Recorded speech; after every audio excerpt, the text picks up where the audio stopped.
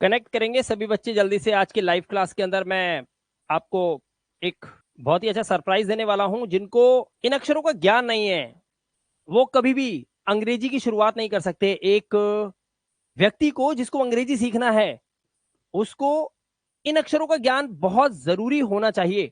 अगर आप word meaning याद करना चाहते हैं इंग्लिश के तो किसी वर्ड को आपको पढ़ना पड़ेगा। वर्ड आप तब पढ़ पाओगे जब आपको प्रोनाउंसिएशन रूल्स पता होंगे। और प्रोनाउंसिएशन रूल्स की जो शुरुआत होती है वो आ यानी कि ए बी सी डी से लेकर जेड तक, जो भी A B C D F G H I J K L M N O P Q R S T U V W X Y J, ये जो आपने देखा है A B C D alphabet देखें, इससे आप अंग्रेजी नहीं सीख सकते। पकड़ने होंगे यानी कि आवाजों को पकड़ना होगा। तो यहां पर आज क्लास के अंदर मैं आपको बताने वाला हूं इनकी आवाजें, और उसको बड़े ध्यान से आपको देखना है, समझना है, तब जब आपको चीजें ये समझ में आएंगी। ठीक है, तो क्लास को शुरू कर रहा हूं मैं जल्दी से, और ध्यान से देखिएगा, समझिएगा इनको कि आखिर ये कॉन्सेप्ट है क्या। ठीक है, तो बिल्कुल देरी करे बिना फटाफट जुड़ जाओ क्लास के अंदर। सबसे पहले देखो लिखा है ऊपर हिंदी के वर्णमाला का अंग्रेजी रूपांतरण। सबसे पहले आपको यह देखना होगा कि हमारे जो हिंदी के अक्षर होते हैं इनमें मात्राएं भी होती हैं जिसे हम स्वर बोलते हैं, जो कि काले अक्षरों में लिखा हुआ है, और व्यंजन भी होती है जो कि लाल अक्षरों में आपके सामने लिखा हुआ है।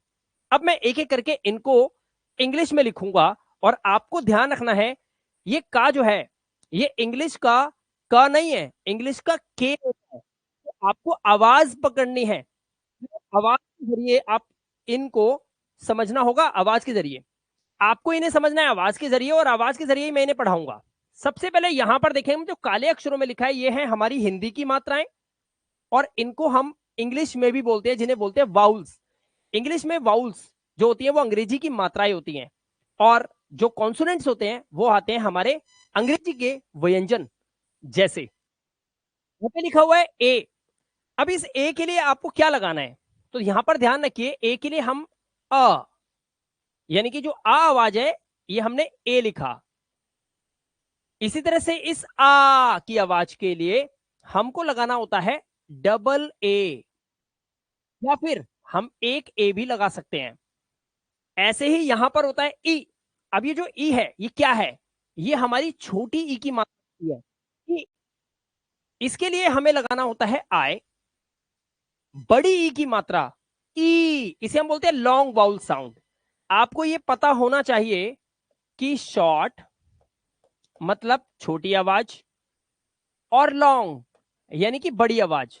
इसी तरह से हमारी हिंदी में छोटी की मात्रा बड़ी की मात्रा अलग अलग है, छोटे ऊ की मात्रा बड़े ऊ की मात्रा अलग अलग है।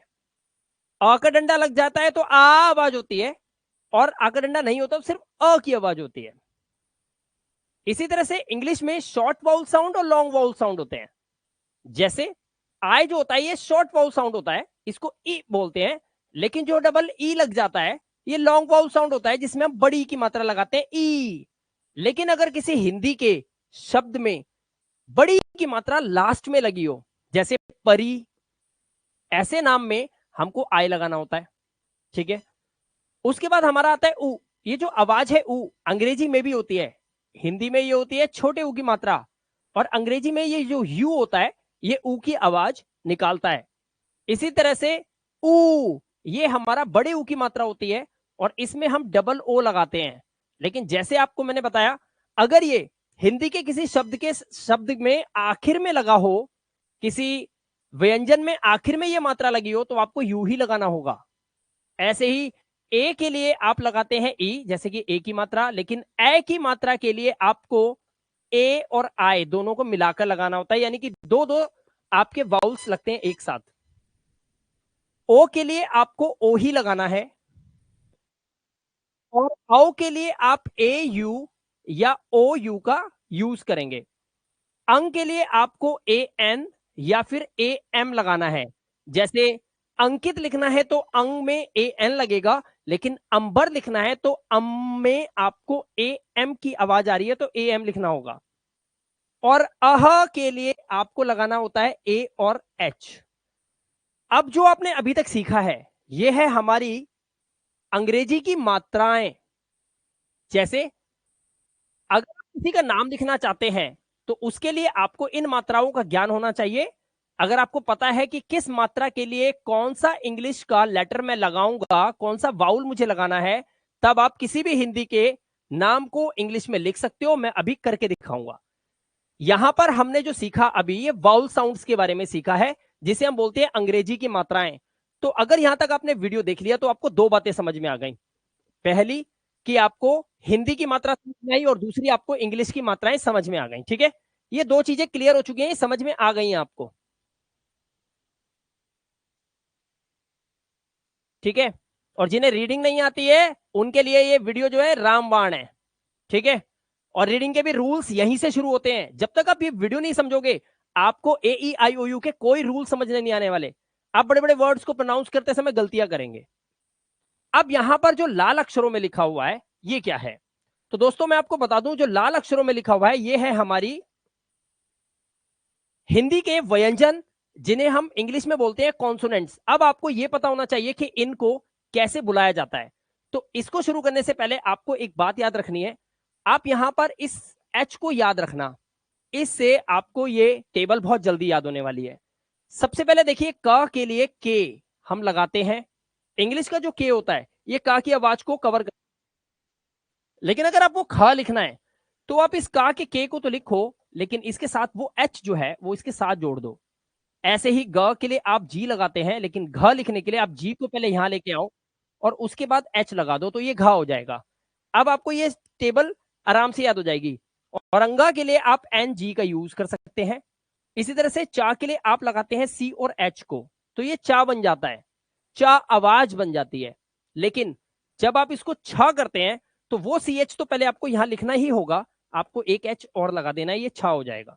ठीक है, जा आवाज के लिए हमारे इंग्लिश का लेटर है जे, और झा के लिए आपको जे के साथ एच लगाना है, तो ये झा बन जाएगा। और इसके लिए आप लगाएंगे एन डी। ठीक है, उसके बाद ट के लिए आप लगाते हैं टी, लेकिन जैसे ही ठा लगाना है तो अब आप खुद बता सकते हैं कि आपको क्या करना है। टी के साथ आपको एच लगा देना है, ये ठा हो जाएगा। ड के लिए आपको डी लगाना है, लेकिन ढ के लिए डी के साथ एच लगा दोगे तो ये ढा बन जाएगा। और इसके लिए आप लगाएंगे इसके लिए आपको लगाना है एन और डी। अब आते हैं नीचे, त त के लिए आपको टी लगाना होता है। अब आप सोच रहे होंगे कि सर टा के लिए भी टी, हाँ, और ता के लिए भी टी ही लगेगा, लेकिन थ आवाज निकालने के लिए आपको यहां पर टी एच लगाना होता है, और द के लिए आप लगाते हो डी। जैसे आपने यहां पर ड के लिए डी लगाया, द के लिए भी डी ही आवाज होती है अंग्रेजी में, और ध के लिए डी के साथ एच लगा देते हैं। न के लिए आपको एन लगाना है, प के लिए आपको पी लगाना है, फ के लिए आपके पास पीएच और एफ दो ऑप्शन होते हैं, ब के लिए आप लगाते हैं बी। अब देखो यहां पर लिखा है बी, लेकिन रियलिटी में जैसे ए बी सी डी आपने पढ़ा था तो आपने ए के बाद पढ़ा बी, लेकिन आपको बता दूं कि जैसे ही बी आप अंग्रेजी में पढ़ते हैं, यानी कि इंग्लिश वाली रीडिंग करेंगे, तब आपका ये बी बी नहीं होगा, ये सिर्फ बा होता है। ऐसे ही भ बनाने के लिए आपको बी के साथ एच लगाना पड़ेगा, तो भरभराती आवाज बनेगी भ। इसी तरह से मां के लिए आपको एम लगाना होता है, या के लिए वाई, र के लिए आर, ल के लिए एल, वा के लिए वी और डब्ल्यू दोनों में से कोई एक लग सकता है, शाह के लिए एस एच, और इस शाह के लिए भी एस एच लगता है, बट सा के लिए सिर्फ एस लगेगा, और हा के लिए आपने ये एच लगाया, जिससे आपने बहुत सारे वर्ड या अक्षर बनाए हैं, ये हा के लिए एच यूज होगा। री ऋषि, अब देखिए री में री आवाज आ रही है, तो रा यानी आर, और ई छोटी वाली आई ये यहां पे लग जाएगी री ऋषि में। छ छतरी के लिए आपको लगाना होता है के एस एच, त्र के लिए आप ट र और फिर ए ट्र, गया के लिए आप लगाते हैं गया गया। अब यहां तक अगर आपने ये वीडियो देख लिया है और ये आपको समझ में आ गया है, तो अब आप ये समझ लो कि आप हैरान होने वाले हैं कि अब आपको किसी भी हिंदी के शब्द को अंग्रेजी में लिखना आ गया है। छोटे बच्चे अगर इस वीडियो को देख रहे हैं, जिनको ये ऑलरेडी रूल्स पता है, अब वो अच्छे से समझ पाएंगे कि हिंदी वाली इंग्लिश इंग्लिश वाली इंग्लिश से बिल्कुल अलग होती है। अब मैं यहां पर आपको लेके चल रहा हूं अपनी होम स्क्रीन पे, और वहां पर आपको कुछ एग्जांपल्स करके दिखाऊंगा, जिससे आपको पता चलेगा कि ये वीडियो सिर्फ और सिर्फ हिंदी वर्णमाला का अंग्रेजी रूपांतरण है, ना कि आप अंग्रेजी सीख पाए हो। अंग्रेजी सीखने के लिए डायरेक्ट आपको इंग्लिश के वर्ड्स की, लेटर्स की पूरी नॉलेज लेनी होगी, तब आप इंग्लिश के वर्ड्स को पढ़ पाओगे। उसके रूल्स बहुत अलग होते हैं, लेकिन शुरुआत आपको यहीं से करनी होगी। इससे आप आवाजों का ज्ञान लेते हैं, और आवाजों का ज्ञान का सारा खेल है हमारे इंग्लिश के अंदर। अब हम चलते हैं अपनी होम स्क्रीन में और वहां पर इसको समझेंगे, लेकिन इसको ऐसे ही देते हैं। मैं आपको लेके आया हूं अपने यहां पर स्क्रीन पे। अब यहां पर आपको ध्यान से देखना है और समझना है। देखो, अगर मुझे यहां पर लिखना है डाट, मैंने लिखा डाट, डा डा पे आका डंडा और टा, तो मैं डाट लिखने के लिए डा के लिए अब मैं लगाऊंगा डी, और ये जो आका डंडा है इसके लिए मैं ए लगा सकता हूं, और टा के लिए मैं लगा दूंगा टी। तो ये डाट हो जाएगा, हो गया है। लेकिन अगर मुझे डाटे लिखना है, मैं यहां पर ए की मात्रा लगाऊंगा और ये डाटे हो जाएगा। लेकिन इस ए की मात्रा के लिए जैसे कि मैंने बताया ई लगेगा, यहां पर ये डाटे नहीं हुआ। अब ये अंग्रेजी का एक वर्ड बन गया है जिसे हम तारीख बोलते हैं, और ये हो गया है डेट। इसीलिए मैं आपको कह रहा हूं कि हिंदी वाली इंग्लिश, इंग्लिश वाली इंग्लिश से बिल्कुल अलग है। इसीलिए आगे की वीडियोस आपको सिखाएंगी जो कि मेरे इस रिकॉर्डेड सेशंस में पड़ी हुई हैं, इस लाइव क्लास के रिकॉर्डेड सेशंस में। लेकिन यहां पर इस वीडियो को देखकर आपको यह समझ में आ गया होगा कि आज जो आप सीख रहे हैं वो एक हिंदी की किसी भी शब्द को इंग्लिश में कैसे लिखें, ये रूपांतरण आप सीख पाएंगे। और यही होती है हमारी बेसिक क्लास। अब यहां पर सबसे पहले जो इंपॉर्टेंट है आपको समझना वो ये कि कोई भी अक्षर एक नहीं होता, ये हमेशा कितने होते हैं, दो होते हैं। अब आपको बताता हूं कैसे। जब ये, अगर मैं एक नाम लिखूं कनक, यहां पर आप देखेंगे इस का में और इस का में बहुत फर्क है। जब आप इसको बोलते हैं तो क पूरा बोलते हैं तो का के साथ अ की आवाज आती है, तभी आप का बोल पाते हो। उसके बाद जब आप ना बोलते हो तो इस ना से इस का तक जाने के लिए आपको एक और आ लगाना पड़ता है, और आप बोलते हो क ना। और उसके बाद आपका आखिरी वाला का वो अधूरा आता है, पूरा नहीं आता। बोल के देखो, आप नहीं बोलोगे कनक, कनक, आप बोलते हो कनक। तो ये जो लास्ट वाला का है ये अधूरा रह गया। और इसी वजह से जब आप इसको इंग्लिश में लिखोगे तो अब आपको इस वीडियो का जो आपने अभी सीखा इसका रूल लगाना है। तो कनक लिखने के लिए सबसे पहले आप का के लिए के लगाओगे, और आप का के बाद आपको एक ए लगाना पड़ेगा, क्योंकि यहां पर आप देख सकते हो यहां पर आपने क्या किया हुआ है, ए लगाया हुआ है। तो का के लिए आप लगाते हैं के, अ के लिए एक ए, ना के लिए आप लगाते हैं एन, अ के लिए फिर एक ए, और इस आधा का के लिए आप सिर्फ का लगाते हैं। लेकिन अब आप आगे ए नहीं लगाते, इसके आगे आपने इसको पूरा बोला ही नहीं है। तो ये हो गया आपका कनक। अब मैं आपको बताता हूं कि जब मात्राएं आती हैं तो किस तरह से उसको आप इंग्लिश में लिख सकते हो। फॉर एग्जाम्पल यहां पर देखिए, मान लीजिए आपको लिखना है पूजा, तो जब आप पूजा लिखेंगे तो यहां पर सबसे पहला काम एक अनपढ़ व्यक्ति को क्या करना है, सबसे पहला काम उसको यह करना है कि इसमें से वो स्वर को अलग करेगा और व्यंजन को अलग करेगा। बस इतना काम अगर आपने कर लिया तो आपकी बात बन जाएगी। अब कैसे वो देखते हैं। यहां पर मैं देखूंगा मेरे पास व्यंजन है, एक तो पी यानी कि पा के लिए, और जे यानी कि जा के लिए। अब मेरे पास बची एक बड़े ऊ की मात्रा और एक आ का डंडा। बस मुझे वही काम करना है। जब बड़े ऊ की मात्रा अंदर होती है तो डबल ओ लगाया जाता है, जो कि मैंने यहां पर आपको अभी बताया है। यहां पर आप देख सकते हो बड़े ऊ की मात्रा के लिए डबल ओ लगेगा जब अंदर होगा तो। ठीक है, उसके बाद वापस चलते क्लास में। यहां पर हमने जा के लिए जे लगाया, लेकिन जा पे आका डंडा लगा हुआ है, इसीलिए मैं यहां पर एक ए लगाऊंगा और ये पूजा हो जाएगा। अगर मुझे लिखना है दीपक तो मैं यहां पर दा पे बड़ी की मात्रा पा और का लिखता हूं। अब इसको आप बड़े ध्यान से देखेंगे, अभी हम 3 अक्षरों से खेल रहे हैं, 4 और 5 से भी खेल के दिखाऊंगा। द के लिए मैं लगाऊंगा डी, प के लिए मेरे को लगाना है पी, और का के लिए मुझे लगाना है के। ये मैंने व्यंजन लिख दिए। अब मैं अगर मात्राओं की बात करूं तो आप ये बोलेंगे कि सर यहां पर सिर्फ एक ही मात्रा लगी हुई है और वो बड़ी की मात्रा है जो कि दा पे लगी हुई है। बट ऐसा है नहीं, मैं आपको ध्यान से देखना बताता हूं। दा पे बड़ी की मात्रा है और अंदर है, तो इसीलिए हम यहां पर डबल ई लगा सकते हैं और मैं लिखूंगा दीप। और क्योंकि पा और का तक जाने के लिए आपको पा पूरा बोलना पड़ता है, पक, दीपक। तो पा के साथ आपको एक अ लगाना पड़ेगा, उसके बाद आपका के, और दीपक नाम पूरा हो जाएगा। अब होता क्या है, जब आपको 4 अक्षर देखने के लिए मिलते हैं किसी नाम में तो आप गड़बड़ा कर देते हो। गड़बड़ा क्या करते हो, ध्यान से देखो। आप करते क्या हो, मान लीजिए आपको लिखना है, अब आपको क्या लग रहा होगा कि अ है, एक ए लगेगा, जा है तो आपने जे लगाया। अब आपको अजहर जब आपने लिखा तो आपने जा, क्योंकि लास्ट में नहीं है ना, जैसे का लास्ट में था, का लास्ट में था तो के बाद ए नहीं आया, लेकिन जा तो अंदर है, तो एक ए और आएगा। फिर हा के लिए आप एच लगाएंगे, फिर एक ए और आएगा, फिर रा के लिए आप आर लगा देंगे और आपका नाम हो जाएगा अजहर। लेकिन ऐसा नहीं है। यहां पर आपको समझना यह है कि जब भी आपको 4 अक्षरों वाला नाम मिलेगा तो आप उसको 2-2 कर देंगे। यानी कि पहले आपको अज लगाना पड़ेगा और फिर आपको हर लगाना पड़ेगा। और अगर इस नियम के हिसाब से मैं अजहर लिखूंगा तो मेरा अजहर कैसे होगा?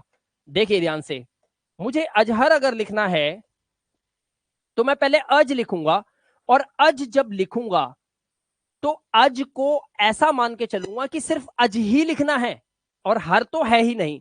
तो रूल मेरा कहता है अ के लिए मैं एक ए लगाऊंगा और ज के लिए मैं जे लगाऊंगा और बस हो गया मेरा अज।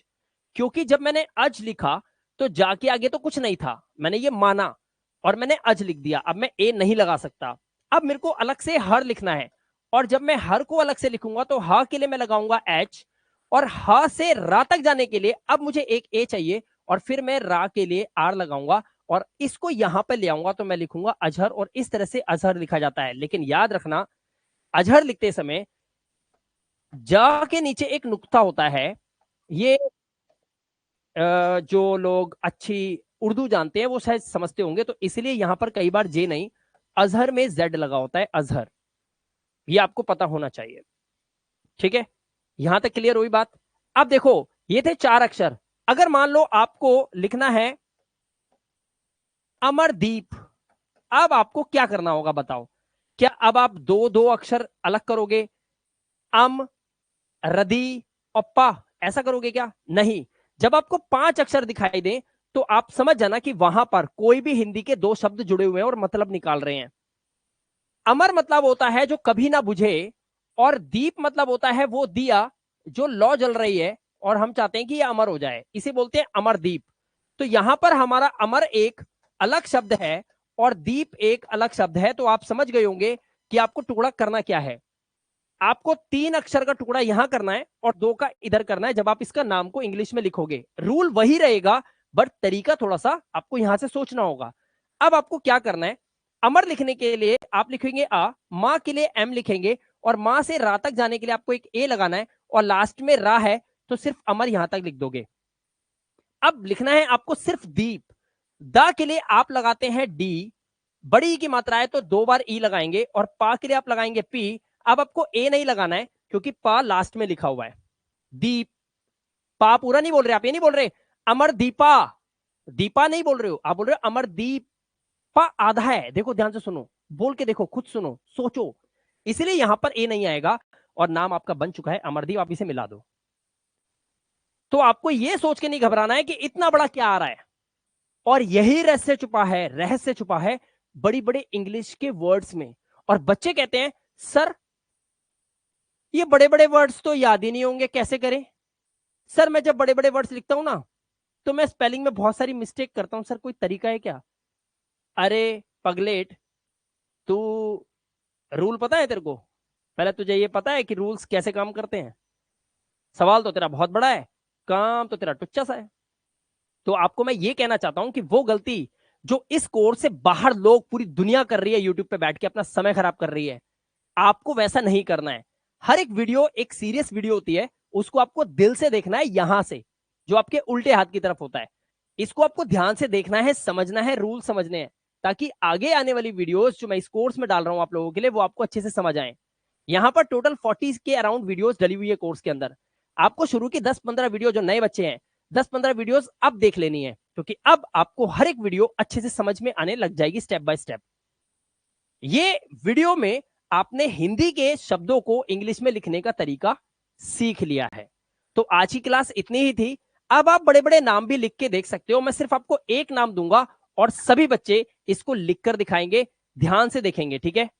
मैं आपको एक नाम दिया, मैंने आपको दिया एक नाम रविंदर, आप इस रविंद्र नाम को लिख के दिखाइए, जल्दी करिए फटाफट। सभी बच्चे रविंद्र लिखेंगे जल्दी से। आंसर ने लिखा है रविंदर, वेरी गुड। कविता मौर्य, रविंदर। हर्ष ने लिखा रविंद्र, रविंद्र, रविंद्र, रविंदर, रविंदर।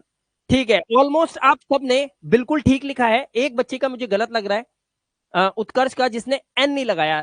रविंद्र में ये अंक की बिंदी होती है, ये आपको AN लगाना होता है अंक के लिए। तो रविंद्र जब आप लिखते हैं तो आपको लिखना होता है रा। यहां पर आप देख सकते हैं रा के बाद रा पूरा बोल रहे हो तभी तो वहां पे गए, इसलिए एक ए लगेगा। वाह के लिए आपको वी लगाना होता है, जो कि मैंने अपनी क्लास में यहां पर आपको बताया हुआ है। आप यहां पर देख सकते हैं हमने यहां पर वाह के लिए वी लिया हुआ है, वहां पर यही करना है। वाह के लिए आप यहां पर वी लेंगे, छोटी की मात्रा लगी है आई लगा देंगे, अंक की बिंदी है तो एक एन उठा लाएंगे, द के लिए आप डी लगाएंगे। अब यहां पर अगर द्र लिखा हुआ है, द्र द्र नीचे वाला रा, तो आपको आर ए लगाना है। लेकिन अगर रा लिखा हुआ है पूरा तो आपको रविंदर में ए आर या ई आर लगाने की अनुमति है। ये आप कर सकते हो, क्योंकि हिंदी में नाम लिखते वक्त आप मात्रा ए की मात्रा के लिए ए और ई दोनों लगा सकते हैं, लेकिन इंग्लिश में ऐसा नहीं होता। अब आपको ये वीडियो देख के आइडिया लग गया होगा कि अब तक आप कितना भटके हैं, लेकिन ये तो चुटकियों भर का काम था। मैं आपको बता दूं दोस्तों, मेरा एक इंग्लिश स्पीकिंग कोर्स लॉन्च हुआ है जिसका नाम है zero to hero level course. ये प्ले स्टोर पे अवेलेबल है। आप प्ले स्टोर पे जाकर मेरा ऐप डाउनलोड कर सकते हैं, नाम है इंग्लिश विद मिलाप। आप सभी लोगों की बदौलत ये कोर्स अब इंडिया का number 1 spoken English course finally बन चुका है। यहां पर live classes, weekly test, 100 recorded videos आपको ऑलरेडी पड़ी हुई मिलती हैं। उसके साथ साथ लाइव क्लासेस चलती रहती हैं, हर लाइव क्लास रिकॉर्ड होकर आपको मिलती है। 24/7 टेक्निकल सपोर्ट आपको मिलता है। और सिर्फ काखा गा से अंग्रेजी सीखना ही नहीं, जब आप थोड़ा अच्छा आपकी पकड़ बन जाती है हिंदी और इंग्लिश दोनों में, फिर आपको बेसिक से लेकर एडवांस्ड इंग्लिश ग्रामर पूरी कंप्लीट करवाई जाती है सिर्फ इस छोटे से कोर्स के अंदर। दोस्तों हमारे इस कोर्स का जो ड्यूरेशन है 1 साल का है और 2000 इसका प्राइस है, यानी कि एक बार खर्चा और पूरी जिंदगी आपकी 7 पीढ़ियां बदल सकती है। क्योंकि अगर अंग्रेजी आपको सिखाने में मैं कामयाब हो गया, अगर मैं आपको अंग्रेजी सिखाने में कामयाब हो गया और आपको इस हमारे कोर्स से कुछ नॉलेज मिल गई और आप अंग्रेजी बोलना शुरू कर दिए, तो आपकी 7 पीढ़ियों तक यह असर जाएगा। क्योंकि आप अपने बच्चों को सिखाओगे, आपके बच्चे अपने बच्चों को, अपने बच्चे को अपने बच्चों को, और आपकी पूरी जिंदगी, आपकी पूरी कायनात पलट सकती है सिर्फ एक छोटे से डिसीजन से। क्योंकि अगर हमारे माँ बाप को अंग्रेजी नहीं आती, आप नोटिस करके देखना, उन्हें नहीं आती होगी, तभी तो हम भटक रहे हैं। और अगर आप ये छोटा सा डिसीजन लेके इस कोर्स को ले लें, बहुत कुछ हो सकता है। ये आपको सोचना पड़ेगा। 3 ऑप्शन दे रहा हूं, प्ले स्टोर पे जाइए, लिखिए इंग्लिश विद मिलाप, ऐप डाउनलोड कीजिए, आ जाइए क्लास के अंदर। दूसरा ऑप्शन, नंबर्स दिए हुए हैं, डायरेक्ट टीम से बात करो। एक छोटा सा टेस्ट लेगी टीम आपको बताएगी कौन सा कोर्स लेना है, और आप ऐप डाउनलोड करके कोर्स ले सकते हैं। क्योंकि इन नंबर पे जब व्हाट्सएप पे आप हेलो लिखेंगे ना, डायरेक्ट आपको कोर्स का लिंक मिलेगा। ऐप डाउनलोड कर लो पहले, फिर टीम से बात करो, ले लो। क्योंकि यहां पर जो देख रहे हैं प्राइस 2000, ये 1400 का भी है, यानी कि 1400 रुपए का, उसमें 6 महीने का है। और ये 3 महीने का कोर्स भी अवेलेबल है सिर्फ 700 रुपए में। लेकिन डिपेंड कि आपको कौन सा सूट करता है। क्या आपकी पकड़ बहुत अच्छी है तो आप छोटा कोर्स ले सकते हैं, लेकिन अगर आपको टाइम लगता है चीजों को समझने में, क्योंकि अलग अलग वैरायटी के लोग भगवान ने नीचे पैदा किए हैं, तो फिर आपको ये कोर्स लेना होगा, वो देखेंगे। और तीसरा ऑप्शन आपके पास है इस कोर्स को लेने का, ठीक इस वीडियो के डिस्क्रिप्शन में जाइए, ऐप का लिंक है, क्लिक कीजिए, ऐप डाउनलोड कीजिए और आप हमारी मास्टर क्लास में आ सकते हैं। मैं मिलता हूं आपको अपनी डायरेक्ट मास्टर क्लास में। जिंदगी बदलने का ये मौका अब जाने मत देना।